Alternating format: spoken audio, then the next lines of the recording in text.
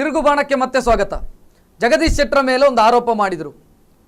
ಜಗದೀಶ್ ಶೆಟ್ಟರು ಈ ರೀತಿ ಉಲ್ಟಾ ಹೊಡೆಯೋದಕ್ಕೆ ಅಥವಾ ಪಕ್ಷ ವಿರೋಧಿ ಚಟುವಟಿಕೆ ಮಾಡೋದಕ್ಕೆ ಬಿಲ್ಡರ್ ಮಾಫಿಯಾ, ಬ್ರೋಕರ್ಸ್ ಮಾಫಿಯಾ ಮತ್ತು ಕೆಲ ಭ್ರಷ್ಟರ ಕೂಟ ಸೇರಿಕೊಂಡು ನಿಮ್ಮನ್ನು ದಾಳವಾಗಿ ಉಪಯೋಗಿಸಿಕೊಂಡಿದೆ.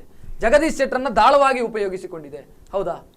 ಒಂದು ನಾನು ಹೇಳಬೇಕಂದ್ರೆ, ಪುತ್ತೂರಿನಲ್ಲಿ ನಾವು ನಮ್ಮ ಕೈಯಿಂದ ಖರ್ಚು ಮಾಡಿ ಜೀವನ ಮಾಡ್ತಾ ಬಂದವರು ನಾವು. ಎರಡು ನಂಬರದ್ದು ಇವತ್ತು ನಮಗಿಲ್ಲ. ಇವರು ಹೇಗೆ ಜೀವನ ಮಾಡ್ತಾರೆ ನಮಗೆ ಗೊತ್ತಿಲ್ಲ, ಇವರು ಹೇಗೆ ಜೀವನ ಮಾಡ್ತಾರೆ ಗೊತ್ತಿಲ್ಲ. ಪುತ್ತೂರು ನಗರಸಭೆಯಲ್ಲಿ 7 ತಿಂಗಳು 11 ದಿವಸದಲ್ಲೇ ಯಾವುದೇ ಒಳ್ಳೆ ಸ್ಥಳಕ್ಕೆ ಬರ್ತೀನಿ ನಾನು. ಯಾರ್ದು ಅರ್ಧ ಗ್ಲಾಸ್ ಚಹಾ ಕುಡಿಲಿಲ್ಲ ನಾವು, ಏನಾದರೂ ಕೈಯಿಂದ ನಾವು ಕೊಟ್ಟಿರ್ಬೋದು. ಇವರಿಗೆ ಏನು ಅಂದರೆ, ಇವರಿಗೆ ಕಾಂತಿ ಇದಲ್ಲ ರಂಗ, JDS ಇದನ್ನೆಲ್ಲ ಹಲವು ಬಾವಿಗಳ ನೀರೆಲ್ಲ ಕುಡಿದು ಬಂದವರು. ಇವರಿಗೆ ಅಭ್ಯಾಸ ಆಗಿ ಹೋಗಿದೆ ಇದು. ಇನ್ನು ಬಿಡುವುದಿಲ್ಲ ನಾವು. ಸಾಮೆ ತಡ್ಕದಲ್ಲಿ ಏನಾಗಿದೆ, ಮೊಟ್ಟೆ ತಡ್ಕದಲ್ಲಿ ಏನೆಲ್ಲ ಆಗಿದೆ, ಇದು ಮುಂದಕ್ಕೆ ಬರ್ತದೆ. ನಮ್ಮ ಹತ್ರ ಉಂಟು ಬೇಕಾದಷ್ಟು, ನಾವಿನ್ನು ಮುಂದಕ್ಕೆ ಅದನ್ನು ಹಾಕ್ತೇವೆ. ಜಗದೀಶ್ ಶೆಟ್ಟರು ಪಕ್ಷ ವಿರೋಧಿ ಚಟುವಟಿಕೆ ಮಾಡೋದಕ್ಕೆ ಕಾರಣ ಅವರಿಗೆ ಪಕ್ಷದಿಂದ ಏನು ಆಗಬೇಕಾಗಿಲ್ಲ. ಕೋಯಿಲ್ ಏನಾದೇನ ಈ ಪಾರ್ಟಿಯ ಜೊತೆಗೆ ನನಗೆ ನನ್ನ ಜಯ ಕರ್ನಾಟಕ ಇದೆ, ನಾನು ಆಯಾಗಿದ್ದೇನೆ, ಪಾರ್ಟಿ ಏನಾದ್ರೂ ಆಗೋಗ್ಲಿ, ಈ ಮನಸ್ಥಿತಿ ಇದೆ ಜಗದೀಶ್ ಶೆಟ್ಟಿ ಅವರಿಗೆ. ಇಲ್ಲ, ನಾವು 30-35 ವರ್ಷ ಆಯ್ತು ಕಾಂಗ್ರೆಸ್ಸಿನಲ್ಲಿ. ಮಹಮ್ಮದ್ ಅಲಿ ಆಗ ಇರಲಿಲ್ಲ. ನಾವು ಸ್ಟಿಕ್ಕರ್ ಅಂಟಿಸ್ಕೊಂಡು ಹೋದವರು, ಮಾಡಿನಲ್ಲಿ ಬರೆದವರು ನಾವು. ಕಾಂಗ್ರೆಸ್ ಹಸ್ತಚಿತ್ರವನ್ನು ಮಾಡಿನ ಮೇಲೆ ಹತ್ತಿ ಬರೆದವರು. ಮಾರ್ಗದಲ್ಲಿ ಈ ಕೋಲದ ಮುಚ್ಚಳದಲ್ಲಿ ಬರೆದವರು. ಜನಾರ್ದನ್ ಪೂಜಾರಿ ಅವರು BJP ಅಂತ ಇದ್ದದನ್ನು ಜನಾರ್ದನ ಪೂಜಾರಿ ಅಂತೇಳಿ ಬರೆದವರು ನಾವು. ಕಾಂಗ್ರೆಸ್ಸಿನ ಬಗ್ಗೆ ನಮಗೆ ಹೇಳ್ಕೊಡ್ಬೇಕಂತೇಳಿ ಇಲ್ಲ. ಏನಾದರೂ ಅದರಲ್ಲಿ ಪ್ರಯತ್ನ ಪಟ್ರೆ.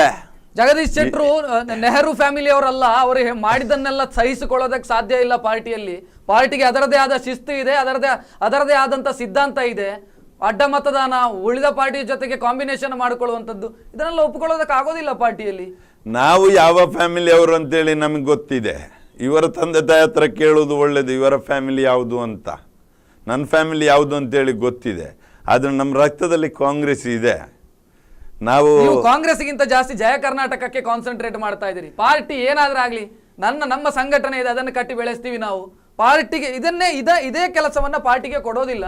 ಸೊ ನನಗೆ ಪಾರ್ಟಿಯ ಸದಸ್ಯರು ಏನು ಬೇಕಾದ್ರೂ ಆಗ್ಲಿ, ಪಾರ್ಟಿ ಏನಾದ್ರೂ ಆಗೋಗ್ಲಿ, ನನಗೇನು ಆಗ್ಬೇಕಾಗಿಲ್ಲ, ಈ ಮನಸ್ಥಿತಿ ಇದೆಯಾ ಜಗದೀಶ್ ಶೆಟ್ರೆ? ಖಂಡಿತ ಇಲ್ಲ. ಜಯ ಕರ್ನಾಟಕ ಅಂತ ಹೇಳಿದ್ರೆ ನಿಮ್ಮದು ಕಾಂಟ್ರಿಬ್ಯೂಷನ್ ಏನು ಪಾರ್ಟಿಗೆ? ಹಾಗಾದ್ರೆ ಪುತ್ತೂರಿನಲ್ಲಿ ಯಾವುದು ಮಾಡಲಿಲ್ಲ. ನಾವು ಉಸ್ತುವಾರಿ ತಗೊಂಡಂತಹ, ಇವತ್ತು ಬೆಳ್ಳಿಪಾಡಿ ಕೋಡಿಂಬಾಡಿ ಇರ್ಬೋದು, ಅದು ವಿನ್ನಾಯ್ತು, ಅಲ್ಲಿ ಅಧ್ಯಕ್ಷರಾಯ್ತು 30 ವರ್ಷಗಳ ನಂತರ.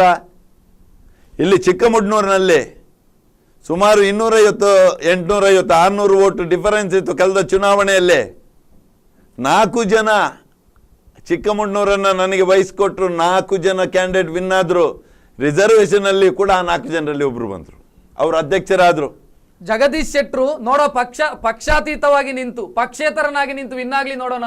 ನಿನ್ನೆ ಇದೇ ಪ್ರಶ್ನೆ ಬಂತು ಕಾರ್ಯಕ್ರಮದಲ್ಲಿ. ಪಕ್ಷದ 100 ಯೋಗ್ಯತೆ ಇದ್ರೆ ನನ್ನ ಎದುರು ನಿಂತು ಮಾಮದಲ್ಲಿ ವಿನ್ ಆಗ್ಲಿ, ಇದು ಚಾಲೆಂಜ್ ಅನ್ನು ನಾನು ಹಾರ್ಟ್ಲಿ ಸ್ವೀಕಾರ ಮಾಡ್ತೇನೆ.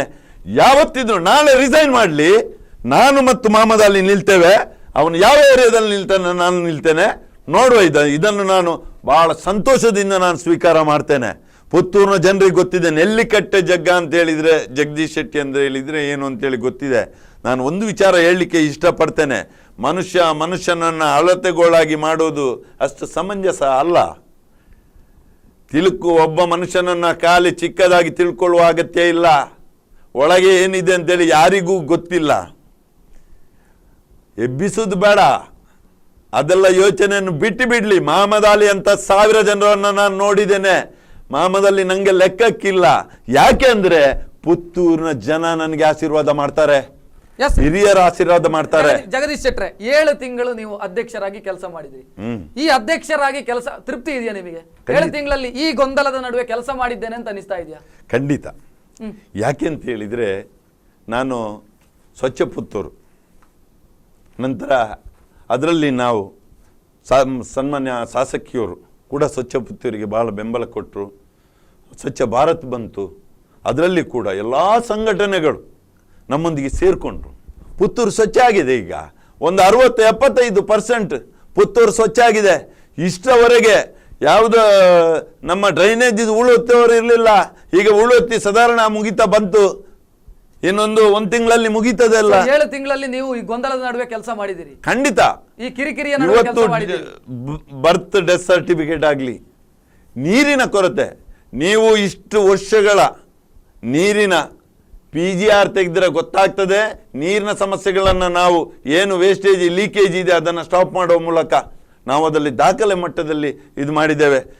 ಇನ್ನು ವಿನಯ್ ಕುಮಾರ್ ಸೊರಕೆ ಅವರು UGDಗೆ 75 ಕೋಟಿ ಕೊಟ್ಟರೆ, ಮತ್ತೊಂದು 15 ಕೋಟಿ ಕುಡಿಯುವ ನೀರಿನ ವ್ಯವಸ್ಥೆಗೆ ಕೊಟ್ಟರೆ 24/7 ವಾಟರ್ ಸಪ್ಲೈ ಆಗುತ್ತೆ. ಎಸ್, ಈಗ ನಿಮ್ಮ ಸದಸ್ಯತ್ವ ಅನರ್ಹತೆ ಆಗಿದೆ, ನೀವು ಅಧ್ಯಕ್ಷಗಿರಿಯಿಂದ ಕೆಳಗೆ ಬಂದಿದ್ದೀರಿ. ಸೊ ಮುಂದಕ್ಕೇನು? ಮುಂದಕ್ಕೆ ಪಾರ್ಟಿಯಲ್ಲಿ ನೀವು ಇಲ್ಲ ಅಂತ ಹೇಳ್ತಾ ಇದ್ದಾರೆ. ಪಾರ್ಟಿ ಜಗದೀಶ್ ಪಾರ್ಟಿ ಇಲ್ಲ ಅಂತ ಹೇಳುವ ಯೋಗ್ಯತೆ ಇವರಿಗಿಲ್ಲ. ಅದನ್ನು ಸನ್ಮಾನ್ಯ KPCC ಅಧ್ಯಕ್ಷರಾದ ಪರಮೇಶ್ವರ್ ಅನೌನ್ಸ್ ಮಾಡ್ಬೇಕು.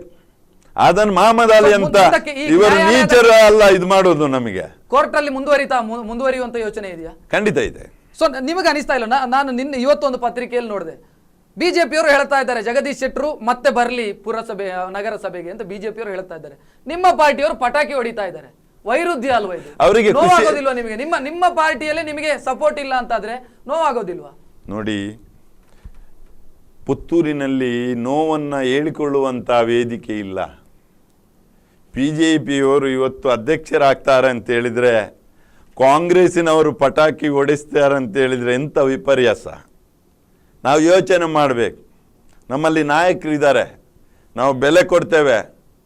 ನನ್ನನ್ನು ಕಾಂಗ್ರೆಸ್ಸಿನಿಂದ ಕಿತ್ತಾಕೋದು ಅಷ್ಟು ಸುಲಭ ಅಲ್ಲ. ಯಾಕೆಂದರೆ ರಕ್ತದಿಂದ ಯಾವುದನ್ನು ಅಷ್ಟು ಪಕ್ಕ ತೆಗಿಲಿಕ್ಕೆ ಆಗೋದಿಲ್ಲ. ಒಂದೇ ಜೀವ ಹೋಗಬೇಕು, ಅದು ಖಂಡಿತ. ಅಷ್ಟವರೆಗೆ ನಾನು ಬಿಡುವುದಿಲ್ಲ.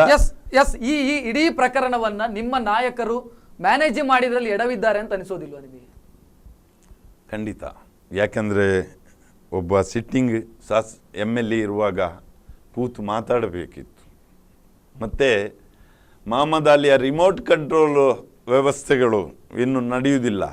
ಯಾಕಂದರೆ ಪ್ರತಿಯೊಬ್ಬ ಕೌನ್ಸಿಲರನ್ನು ಕಂಟ್ರೋಲಿಗೆ ತಗೊಂಡು ಅದು ನಾನು ಮಾಡಿಸ್ತೇನೆ ನಿನಗೆ ಗೊತ್ತಿಲ್ಲ ಅಂತೇಳಿ ಹೇಳೋದು.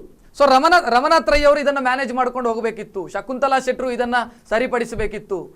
ವಿನಯ್ ಕುಮಾರ್ ಸೊರಕೆ ಅವರು ಅದೇ ಊರಿನವರು, ಅವರಾದರೂ ಈ ವಿಚಾರದಲ್ಲಿ ಅವರು ನಗರಾಭಿವೃದ್ಧಿ ಸಚಿವರು ಬೇರೆ, ಯಾರೂ ಬರಲಿಲ್ಲ. ನೀವು ಹೊಡೆದಾಡ್ಕೊಳ್ಳಿ ಅಂತ ಸುಮ್ಮನೆ ಕೂತ್ರ ಹೇಗೆ? ನೀವು ಏನಾದರೂ ಮಾಡಿಕೊಳ್ಳಿ, ಜಗದೀಶ್ ಶೆಟ್ಟರು ಹೊಡೆದಾಡ್ಕೊಳ್ಳಿ, ಮಹಮ್ಮದ್ ಅಲಿ ಅವರು ಹೊಡೆದಾಡ್ಕೊಳ್ಳಿ, ದೂರದಿಂದ ನಿಂತು ನೋಡಿದ್ರೆ ಹಾಗಾದ್ರೆ ನಿಮ್ಮನ್ನೆಲ್ಲ? ನನಗೆ ಅದು ಅರ್ಥ ಆಗ್ತಲ್ಲ. ನಾನು ಎಲ್ಲ ನಾಯಕರಿಗೆ ಬೆಲೆ ಕೊಡ್ತೇನೆ. ನಾನು ಯಾವ ತಪ್ಪಿಗೋಸ್ಕರ ಈ ಶಿಕ್ಷೆಯನ್ನು ಕೊಡ್ತಾ ಇದ್ದಾರೆ ರಮನಾಥ್ ರೈ ಅವರಾಗಲಿ ವಿನಯ್ ಕುಮಾರ್ ಸೊರಕೆ ಆಗಲಿ ನನಗೆ ಅರ್ಥ ಆಗ್ತಾ ಇಲ್ಲ. ಆದರೆ ಇಷ್ಟವರೆಗೆ ನಾನು ಅಧಿಕಾರ ಇಲ್ಲದೆ ಸಮಾಜ ಸೇವೆ ಮಾಡಿದ್ದೇನೆ, ಮುಂದಕ್ಕೂ ಖಂಡಿತವಾಗಿ ಮಾಡ್ತೇನೆ. ಇದರಲ್ಲಿ ಎರಡು ಮಾತಿಲ್ಲ. ಎಸ್ ಜಗದೀಶ್ ಶೆಟ್ಟರ್, ಕೊನೆಯದಾಗಿ ನಾನು ಕೇಳುವಂಥದ್ದು, ಈಗ ಪುತ್ತೂರಿನ ಜನ ನಿಮಗೆ ಅಧಿಕಾರವನ್ನು ಕೊಟ್ಟರು, ನಿಮ್ಮ ಪಾರ್ಟಿಗೆ ಅಧಿಕಾರವನ್ನು ಕೊಟ್ಟರು, ಕಳ್ಕೊಂಡಿದ್ದೀರಿ. ಬಿಜೆಪಿ ಅವರಿಗೆ ಕೊಟ್ಟಿದ್ದೀರಿ.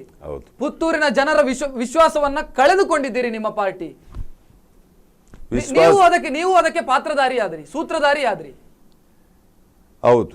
ಆದರೆ ನಾವು ನಮ್ಮಲ್ಲಿರುವಂಥ ಸ್ವಾಭಿಮಾನವನ್ನ ಬಲಿ ಕೊಡ್ಲಿಕ್ಕೆ ನಾವು ತಯಾರಿಲ್ಲದೆ ಇರುವುದರಿಂದ ಜನಗಳಿಗೆ ಏನು ಉತ್ತರ ಕೊಡ್ತೀರಿ ಹಾಗಾದ್ರೆ? ನೋಡಿ, ನಾವು ನಿಮಗೆ ಅಧಿಕಾರ ಕೊಟ್ವಿ, ನೀವು ನೋಡಿದ್ರೆ ಕಿತ್ತಾಡ್ಕೊಂಡ್ರಿ, ನೀವು ಕಿತ್ತಾಡ್ಕೊಂಡ್ರಿ, ಮತ್ತೆ ನಾವು ಯಾಕೆ ಕೊಡ್ಬೇಕು ನಿಮಗೆ ಓಟು ಅಂತ ನಾಳೆ ಪ್ರಶ್ನೆ ಕೇಳ್ತಾರೆ ಜನ. ಪುತ್ತೂರಿನ ಜನತೆ ಗೊತ್ತಿದೆ ನೆಲ್ಲಿಕಟ್ಟೆ ಜಗದೀಶ್ ಶೆಟ್ಟಿ ಏನು ಅಂತೇಳಿ. ಒಂದು ವೇಳೆ ನಾಳೆ ಚುನಾವಣೆ ನಡೆದು ನೆಲ್ಲಿಕಟ್ಟೆ ಜಗದೀಶ್ ಶೆಟ್ಟಿ ನಿರೂಪಿಸಿ ತೋರಿಸ್ತಾನೆ ಅಂದ್ರೆ ಪುತ್ತೂರಿನ ಜನ ಈ ನಾಟಕಗಳನ್ನು ಒಪ್ಪಿಕೊಂಡು ಹೋಗಬೇಕಾ? ಇಲ್ಲ. ನಾವು ಸರಿ ಇದ್ದೇವಾ ಅಲ್ಲ ಇತರರು ಸರಿ ಇದ್ದಾವ ಅಂತೇಳಿ ಜನರು ನಿರ್ಧಾರ ಕ್ಷಮೆ ಕೇಳಬೇಕು ಅಂತ ಅನಿಸೋದಿಲ್ಲ ಜಗದೀಶ್ ಶೆಟ್ರೆ? ನೀವು ಸೂತ್ರಧಾರಿ, ನೀವು ಪಾತ್ರಧಾರಿ ಈ ನಾಟಕದಲ್ಲಿ, ಈ ಕಿತ್ತಾಟದಲ್ಲಿ. ಇಲ್ಲ, ಜನ ನಿಮ್ಮ ಮೇಲೆ ನಿರೀಕ್ಷೆ ಇಟ್ಟಿದ್ರು. ಇಂಥವನನ್ನೊಂದು ತಪ್ಪಿಸಿದ್ದೇವೆ ಎಂಬಂತ ಹೆಮ್ಮೆ ಇದೆ ನನಗೆ.